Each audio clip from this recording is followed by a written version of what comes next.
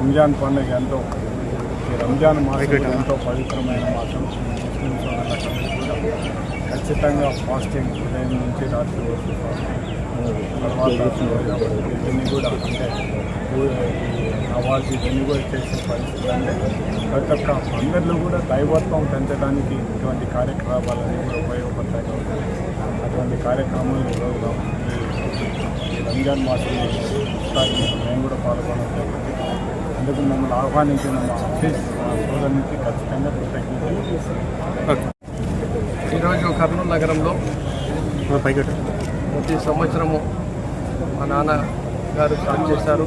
ఇప్పటికీ కూడా ప్రతి సంవత్సరం మేము రోజుదారులు అంటే ఎవరైతే ఉపవాసాలు ఉంటారో వాళ్ళకి అందరి కోసము ఇఫ్తారు విందు ఇస్తాము. అలాగే మా హిందూ సోదరులు క్రైస్తవ సోదరులతో కూడా కలిసి ఇఫ్తార్ విందులో పాల్గొంటాము.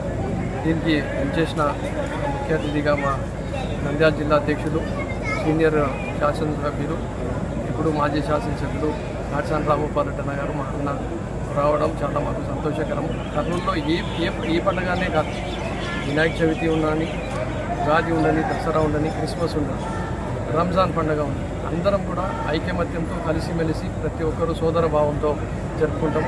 మరి ఇఫ్తార్ విందులో వివిధ వేరే రాజకీయ పార్టీల నాయకులు కూడా రావడం జరిగింది. మా వైఎస్ఆర్ కాంగ్రెస్ పార్టీ నాయకులు, కార్పొరేటర్లు రావడం జరిగింది.